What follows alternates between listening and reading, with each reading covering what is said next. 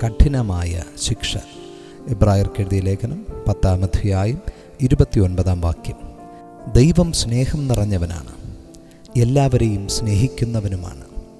എന്നാൽ ദൈവത്തിൻ്റെ കൃപയെ അവഗണിക്കുന്നത് ചെറിയ കാര്യമല്ല. അതിന് കഠിനമായ ശിക്ഷയുണ്ടാകും എന്ന് വചനം പറയുന്നു. 3 വലിയ തെറ്റുകളെക്കുറിച്ച് ഇവിടെ പറയുന്നു.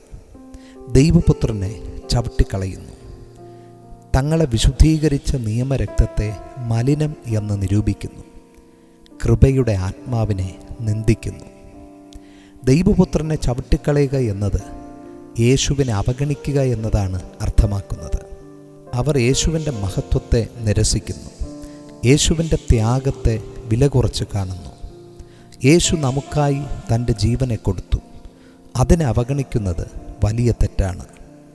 രണ്ടാമതായി, യേശുക്രിസ്തുവിൻ്റെ രക്തത്തിൻ്റെ വില മനസ്സിലാക്കാതെ ഇരിക്കുന്നത് മറ്റൊരു വലിയ തെറ്റ് തന്നെയാണ്.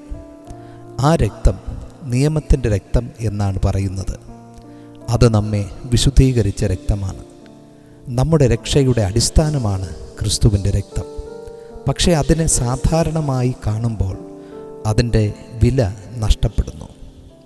കൃപയുടെ ആത്മാവിനെ നിന്ദിക്കുക എന്നതാണ് മറ്റൊരു വലിയ തെറ്റ്. ദൈവകൃപയാണ് നമ്മെ രക്ഷിച്ചത്.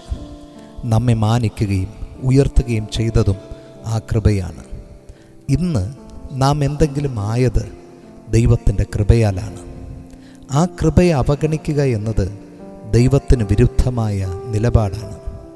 ഈ തെറ്റുകൾക്ക് കഠിനമായ ശിക്ഷയാണ് നൽകപ്പെടുന്നത്. കാരണം അവർ സത്യമറിഞ്ഞവരാണ്, എന്നാൽ അതിനെ നിരസിച്ചവരാണ്. സത്യമറിഞ്ഞിട്ട് നിരസിക്കുന്നത് വലിയ തെറ്റാണ്. പ്രിയമുള്ളവരെ, ദൈവത്തിൻ്റെ കൃപ വിലപ്പെട്ടതാണ്. അതിനെ അവഗണിക്കുന്നത് അപകടമാണ്.